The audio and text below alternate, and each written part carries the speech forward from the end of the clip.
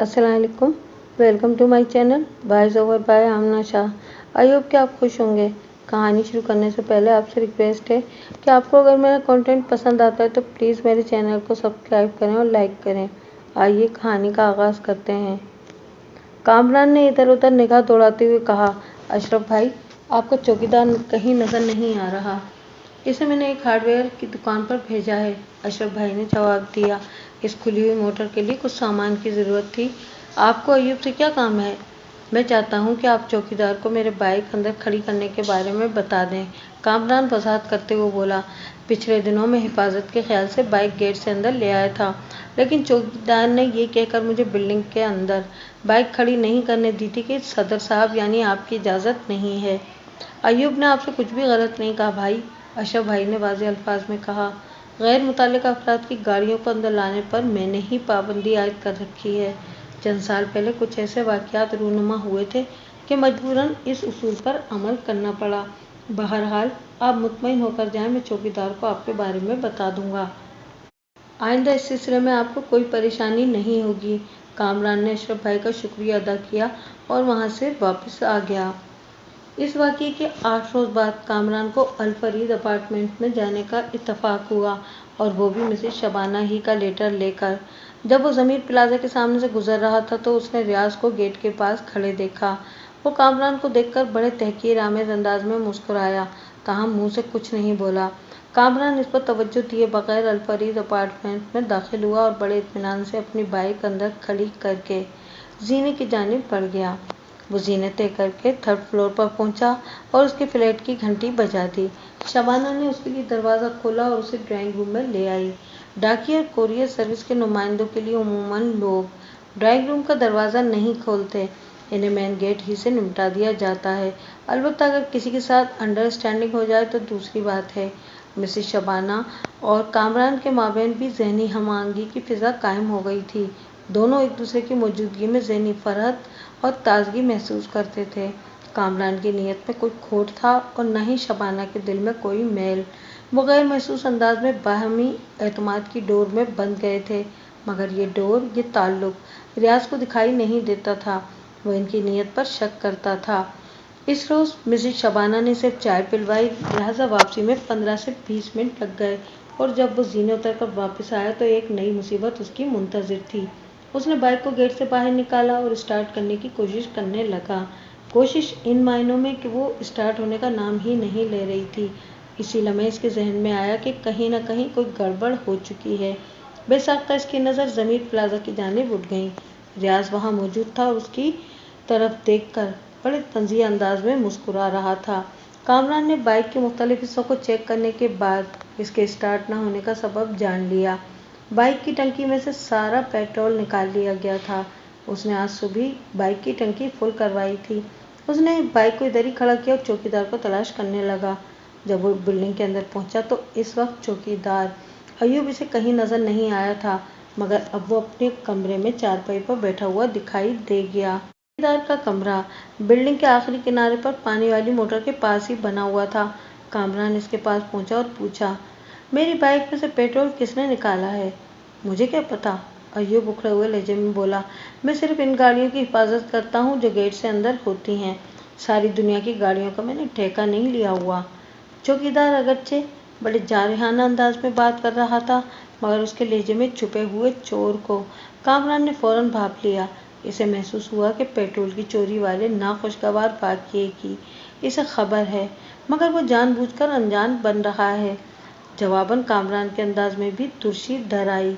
मैं दुनिया जहान की गाड़ियों की बात नहीं कर रहा, सिर्फ अपनी बाइक का जिक्र कर रहा हूँ, वो चौकीदार की आंखों में देखते हुए बोला। और ये बाइक मैंने बिल्डिंग के अंदर खड़ी की थी, इस वक्त तुम यहाँ मौजूद नहीं थे।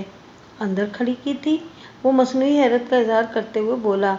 मैंने आपको पहले भी कहा था कि गाड़ी को अंदर लाने के लिए मैंने सदर साहब से इसकी इजाज़त ले ली थी, कामरान ने गुस्सीले लहजे में कहा। उन्होंने तुम्हें इस बारे में कुछ नहीं बताया? अय्यूब भी यकलक आपसे तुम पर उतर आया और खासी बदतमीजी से बोला, सदर साहब ने मुझसे ऐसी कोई बात नहीं की। अगर मैं देख लेता तो तुम्हें बाइक खड़ी न करने देता। मैं अभी सदर साहब से तुम्हारा सामना कराता हूँ, कामरान ने भिपरे हुए अंदाज में कहा। मैं सब समझ रहा हूँ तुम्हारी शैतानी को, तुम जानते हो मेरी बाइक में से पेट्रोल किसने निकाला है? मैं सदर साहब से तुम्हारी शिकायत करूंगा। ठीक है, अय्यूब तहकीरामेज अंदाज में बोला।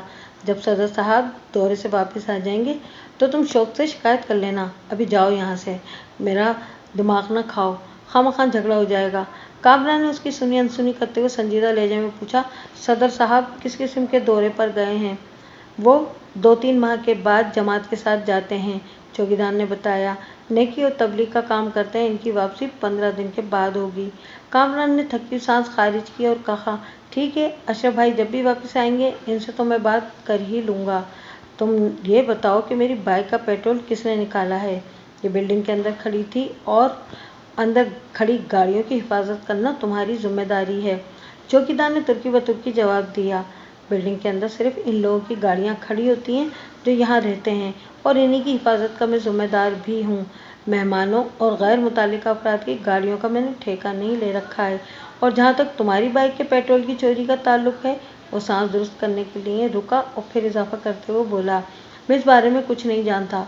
तुम इनसे जाकर पूछो जिसने तुम्हारा पेट्रोल निकाला है, मुझसे बहस करने की ज़रूरत नहीं है। अशरफ भाई दौरे से वापस आ जाएं तो भले से तुम उनसे मेरी शिकायत कर देना। अय्यूब बजाय सख्त लहजे में बात कर रहा था, लेकिन उसके चेहरे के तासुरात से कामरान को बखूबी अंदाज़ा हो रहा था कि दिल ही दिल में वो इसकी कैफियत पर कह कहे लगा रहा है, जिसका वाज़ेह मतलब यही था कि ये क्राइसिस उसी का पैदा करता था।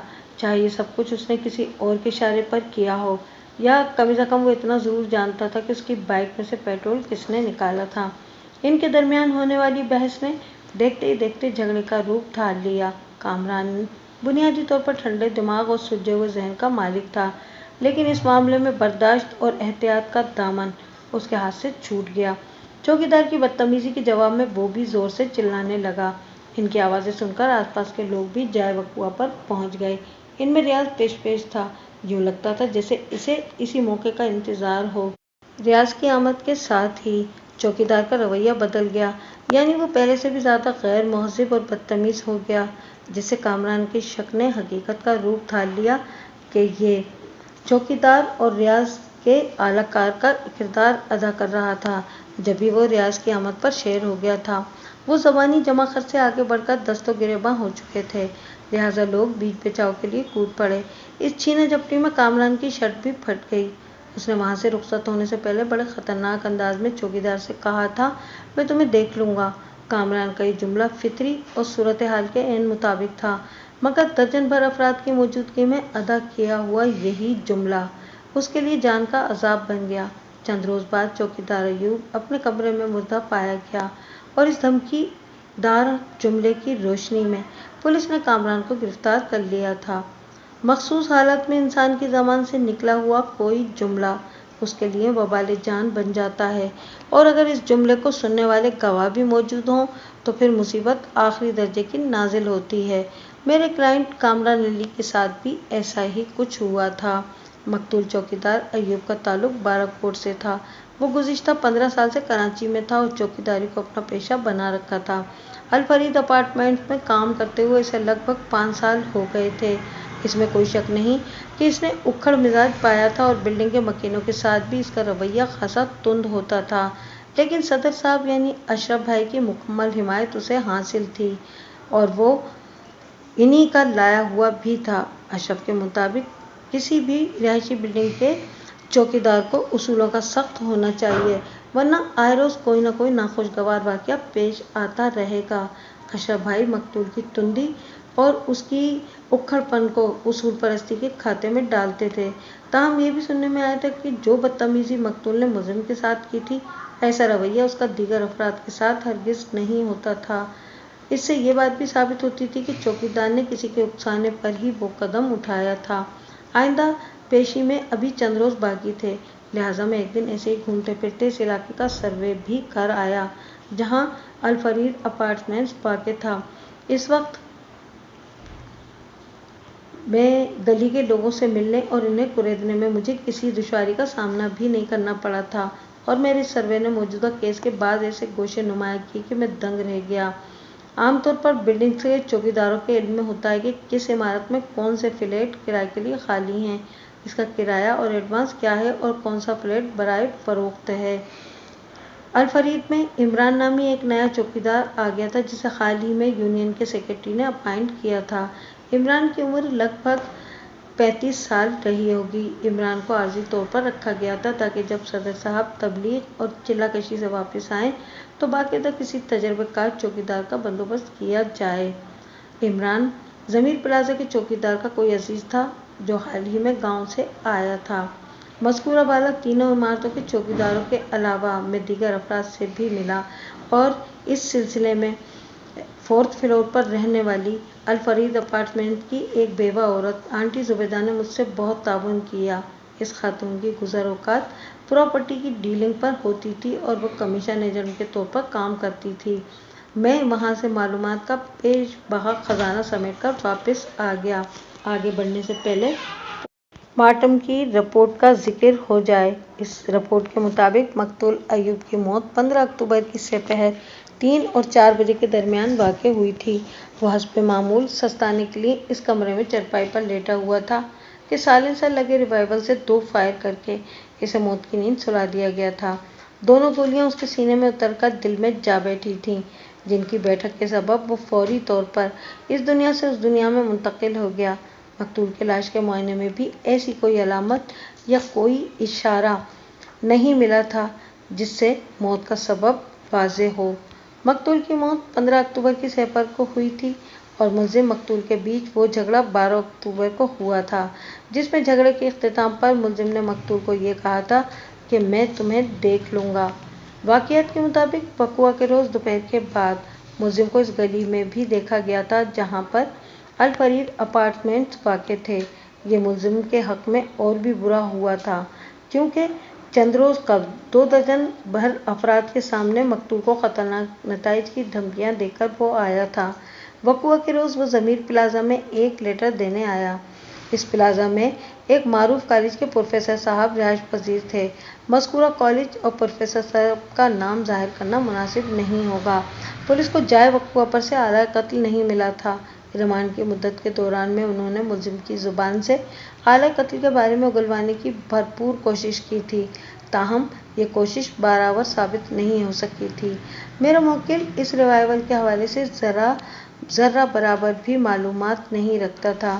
پولیس والوں کو کیا بتاتا؟ پولیس والوں نے یہ فرض کر لیا تھا کہ ملزم نے مذکورہ ریوالور کو واردات کے بعد کسی گٹر وغیرہ میں یا کسی کچرا کنڈی میں پھینک دیا ہوگا۔ آئندہ پیشی سے پہلے میں نے زمینی حقائق کو سامنے رکھتے ہوئے پوری تیاری کر لی تھی۔ ابھی تک عدالت میں یہ کیس جتنا بھی چلا تھا اس میں کام کی کوئی بات سامنے نہیں آئی تھی۔ سابق وکیل صفائی ملزم کی ضمانت کرانے میں بری طرح ناکام ہو گیا تھا اور عدالت نے ملزم کو جوڈیشنل ریمانڈ پر جیل بھجوا دیا تھا۔ میری ملزم کے والد سے ملاقات کے وقت اسے جیل گئے 15 دن ہو گئے تھے۔ ملزم کے والد معظم علی نے پچھلے وکیل کو فارغ کرنے کے بعد میری خدمات حاصل کر لی تھیں۔ اب امید کی جا سکتی تھی کہ یہ کیس معقول انداز اور مناسب رفتار سے آگے بڑھے گا۔ میں اپنی تیاری سے پوری طرح مطمئن تھا۔ آئندہ پیشی پر جج نے چونک کر میری طرف دیکھا، پھر اس کی متلاشی نظریں غالباً پہلے والے وکیل کو ڈھونڈنے لگیں۔ اس کا چونکنا عین فطری تھا کیونکہ عدالت کے کمرے میں بڑا واضح بدلاؤ نظر آیا تھا۔ میں نے جلدی سے وکالت نامہ دیگر ضروری کاغذات کے ساتھ جج کی خدمت میں پیش کر دیا۔ وکیل کی تبدیلی کوئی خاص بات نہیں تھی۔ عدالتوں میں اس قسم کے واقعات اکثر و بیشتر رونما ہوتے رہتے ہیں۔ چند لمحات کاغذات کا معائنہ کرنے کے بعد جج نے میری جانب دیکھتے ہوئے کہا، تو اس کیس کی پیروی اب آپ کریں گے بیگ صاحب؟ یس سر، میں نے مضبوط لہجے میں کہا۔ اس کے بعد جج کے حکم سے عدالت کی باقاعدہ کارروائی کا آغاز ہو گیا۔ ملزم کی ضمانت والے معاملات چند قدم پیچھے رہ گئے تھے۔ سابق وکیل صفائی کی پھس پھسی کوشش نے یہ کام نہیں ہونے دیا تھا اور ملزم کو جوڈیشنل ریمانڈ پر جیل بھیج دیا گیا تھا۔ اب کارروائی یہاں سے آگے بڑھنا تھی۔ جج نے فرد جرم پڑھ کر سنائی۔ ملزم نے صحت جرم سے انکار کر دیا۔ اس کے بعد استغاثہ کے گواہوں کا سلسلہ شروع ہوا، لیکن اس سے پہلے کہ کوئی گواہ کٹہرے تک پہنچتا، میں نے جج سے درخواست کی کہ میں اس کیس کے انکوائری آفیسر سے چند سوالات کرنا چاہتا ہوں۔ میری یہ فرمائش فوراً پوری کر دی گئی۔ जेर समाअत केस में तफ्तीशी अफसर शमर अली नाम का एक सब इंस्पेक्टर था। वो जज का हुक्म पाकर गवाहों वाले कटहरे में आ खड़ा हुआ। किसी भी केस का इंक्वायरी ऑफिसर हर पेशी पर अदालत में मौजूद रहता है और एक तरह से इसकी हैसियत इस्तगासा के गवाह जैसी होती है। शमर अली की उम्र 40 और 45 साल के दरमियान रही होगी। वो सांवली रंगत और दरमियाने कद का मालिक एक सेहतमंद शख्स था जिसने अपने चेहरे पर दाढ़ी रखी हुई थी।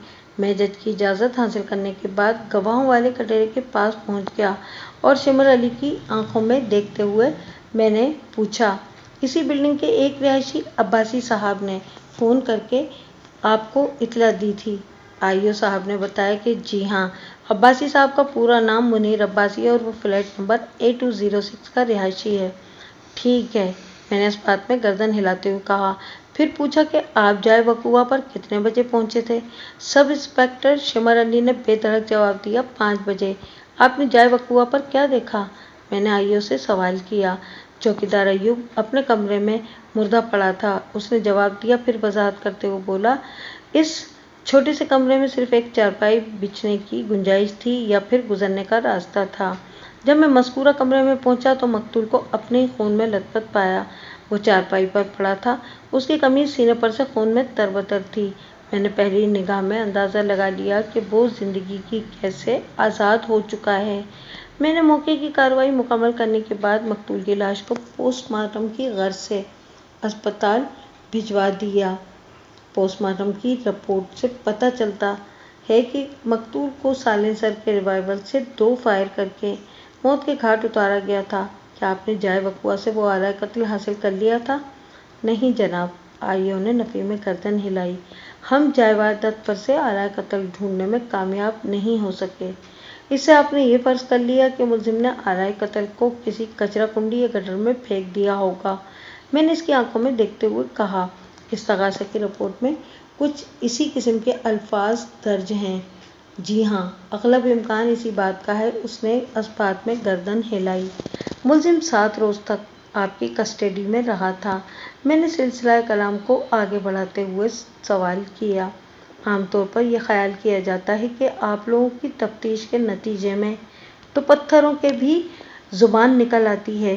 क्या आपके किसी आजमूदा फार्मूले के असरात से मुलजिम ने आला कत्ल के बारे में कुछ नहीं बताया?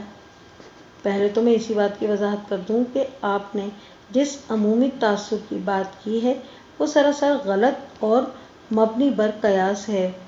तफ्तीशी अफसर शमर अली ने ठहरे हुए लहजे में कहा, ये ठीक है कि हम मुलजिम के मुंह से हकीकत उगलवाने के लिए मुख्तलिफ हथकंडे आजमाते हैं जो सिर्फ डराने धमकाने तक महदूद हैं, और आप जो कुछ भी कह रहे हैं इसमें कोई सदाकत नहीं। शमर अली की आंखें उसकी ज़बान से अदा होने वाले अल्फाज का साथ नहीं दे रही थीं, जिसका वाज़ेह मतलब यही था कि वो सरासर गलत बयानी से काम ले रहा था। मैंने बदस्तूर उसकी आंखों में देखते हुए सवाल किया, तो इसका मतलब है कि रिमांड की मुद्दत के दौरान में ना तो मुलजिम ने अपने जुर्म का इकरार किया और ना ही आला कत्ल के गय्याब के बारे में कुछ बताया? जी हाँ, आपकी बात दुरुस्त है, उसने गोलमोल जवाब दिया। इससे तो यही जाहिर होता है कि कत्ल की इस वारदात से मेरे मौक़िफ़ का कोई ताल्लुक वास्ता नहीं। मैंने चुपते हुए लहजे में कहा।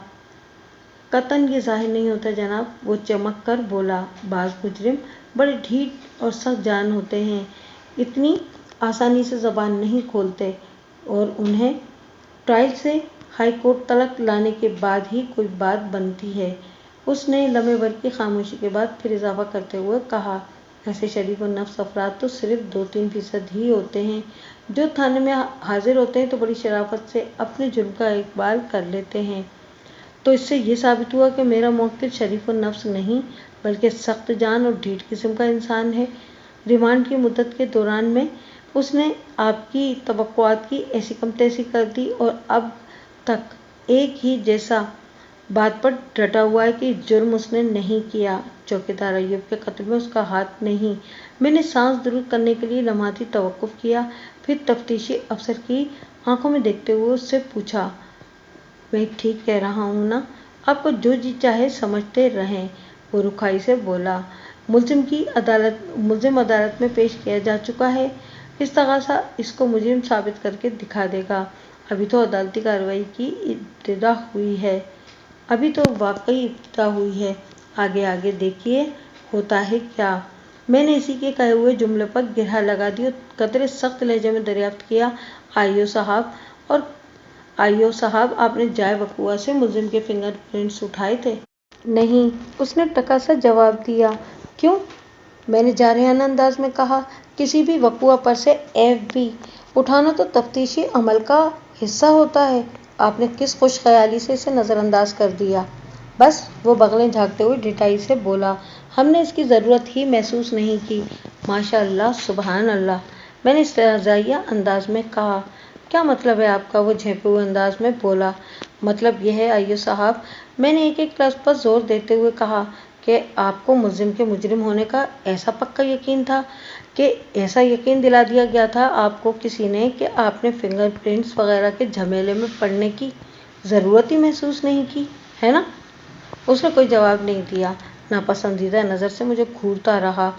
मैं एक अहम पॉइंट अदालत के रिकॉर्ड पर ले आया था, लिहाजा मैंने जवाब के लिए इसरार भी नहीं किया और बदस्तूर उसकी आंखों में देखते हुए पूछा, आइयो साहब, आपने मुलजिम कामरान अली को कब और कहाँ से गिरफ्तार किया था? वकुआ की रात 10 बजे के करीब, इसके घर से, उसने जवाब दिया। घर से? मैंने सवालिया नज़र से उसे देखा। यानी PIB कॉलोनी से? जी हाँ, मेरे बताने का यही मतलब है। आपको कैसे पता चला कि मुलजिम PIB कॉलोनी में रहता है? इसकी कुरियर कंपनी फ्लाइंग हॉर्स के दफ्तर से।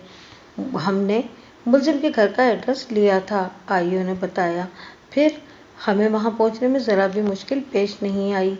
मैंने चौंक कर उसकी तरफ देखा और पूछा, मुलजिम की कुरियर कंपनी का नाम आप तक कैसे पहुंचा था?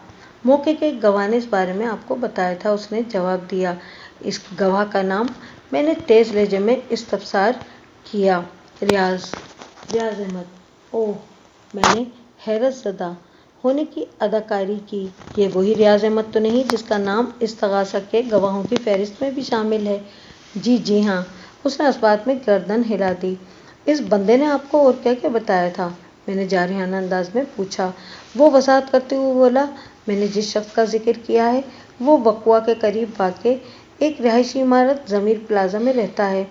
रियाज अक्सर व पेशतर मुलजिम को इस गली में आते जाते देखता था।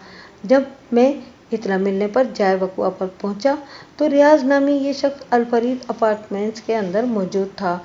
मौके की कार्रवाई से फारिग होने के बाद जब मैंने गवाहों के बयानात कलमबंद करना शुरू किए तो सबसे आगे यही रियाज था। वो सांस दुरुस्त करने के लिए रुका और फिर बोला, रियाज ने मुझे बताया कि चंद रोज़ पहले मुलजिम और मकतूल में ख़तरनाक नौइयत का झगड़ा हो चुका था, जिसमें मुलजिम की शर्ट भी फट गई थी। लोगों ने, खुसूसन रियाज ने, बीच बचाव करके इन्हें एक दूसरे से अलग किया था, वरना तो मुलजिम शायद इसी वक्त मकतूल का काम तमाम कर देता।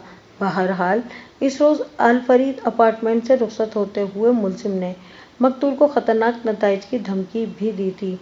फिर ठीक 3 दिन बाद और यानी 15 अक्टूबर को यह अफसोसनाक वाक़या पेश आ गया। वो एक मरतबा फिर रुका, एक गहरी सांस ली और बात मुकम्मल करते हुए बोला, सिर्फ एक रियाज ही की बात नहीं, कम से कम निस्फ दर्जन अफराद ने इस वाक़ये की तस्दीक की है। लिहाजा लामुहाला हमारा ध्यान मुलजिम की तरफ चला गया। रियाज ने तो मुलजिम के किरदार के हवाले से और भी बहुत सी बातें बताई थीं, लेकिन चूंकि इन बातों का ज़ेर समाअत केस से कोई ताल्लुक नहीं बनता, इसलिए इसका जिक्र मुनासिब नहीं होगा। मुझे ये समझने में ज़रा दिक्कत महसूस नहीं हुई कि आइयो रियाज के हवाले से किन बातों का जिक्र कर रहा था। यकीनन वो मामला मिसेस शबाना से मुताल्लिक होगा। रियाज को शक था कि कामरान और शबाना के दरमियान कोई चक्कर चल रहा है, जबकि हकीकत में ऐसी कोई बात नहीं थी। ये सब रियाज के जहन का फतूर था। वो कमबख्त शबाना के सिलसिले में जहनी मरीज हो गया था और ये नजरियाती नफ्सियाती आर्जा इस दर्जा बढ़ चुका था कि वो हर उस शख्स का दुश्मन हो जाता था जिसे शबाना से नज़दीक देखता था, और कामरान इस दौड़ में इसे पहले नंबर पर नज़र आता था। मैंने तफ्तीशी अफसर को ज़्यादा कुरेदने की कोशिश नहीं की कि वो क्या बातें हैं जिन पर वो मसलहतन पर्दा डाले रखना चाहता था। मैं अगर ज़रूरत महसूस करता तो ये तमाम तर सवालात बराह रास्त रियाज से कर सकता था। वो इस्तगासा का गवाह था और जल्दी या बदेर उसे विटनेस बॉक्स में आकर तो खड़ा होना ही था। मैं एक मरतबा फिर इंक्वायरी ऑफिसर की तरफ मुतवज्जा हो गया। आइए साहब, जाए वक़ुआ पर मौजूद लोगों के बयानात, खुसूसन रियाज के बयान से आपको वाज़े तौर पर ये इशारा मिला कि चौकीदार अय्यूब का कत्ल फ्लाइंग हॉर्स नामी कुरियर कंपनी के एक नुमाइंदे कामरान अली ने किया है। लिहाजा आपने सोचा कि फिंगरप्रिंट्स वाले बखेड़े पर मिट्टी डालो और आप फौरन कुरियर कंपनी के दफ्तर पहुंच गए। मैंने चंद लम्हात का वक्फा करके एक बोझल सांस खारिज की और अपनी जिरा को आगे बढ़ाते हुए कहा, कंपनी के दफ्तर से आपको मुलजिम के घर का पता मिल गया और आप आनन फानन में PIB कॉलोनी जा पहुंचे और लगभग रात 10 बजे आप मुलजिम कामरान अली को उसके घर से गिरफ्तार करके आ गए। मैं कुछ गलत तो नहीं कह रहा? आपकी बिल्कुल मालूमात दुरुस्त हैं और आप बिल्कुल दुरुस्त फरमा रहे हैं, वो ताइदन अंदाज में बोला। वाक़यात इसी तरतीब से पेश आए थे शिमिर साहब, मैंने उसकी आंखों में झांकते हुए कदर तल्ख लहजे में इस्तफसार किया। गिरफ्तारी के फौरन बाद क्या आपने मुलजिम के हाथों का पैराफिन टेस्ट किया था? ये क्या होता है जनाब? वो हैरत भरी नज़रों से मुझे देखने लगा। मैंने पैराफिन टेस्ट की तफसीलात में जाते हुए इसे समझाया कि इस टेस्ट की मदद से मुलजिम के हाथों पर बारूद के ज़रात को तलाश किया जा सकता है। जब किसी गन से फायर किया जाता है तो गोली चलने के साथ ही बारूद के नादीदा मखसूस ज़रात उड़कर फायर करने वाले के हाथों पर आ गिरते हैं और जब तक हाथों को रगड़ रगड़ कर न धोया जाए ये अपनी जगह मौजूद रहते हैं। जब हाथों का पैराफिन टेस्ट किया जाता है तो वक़ुआ को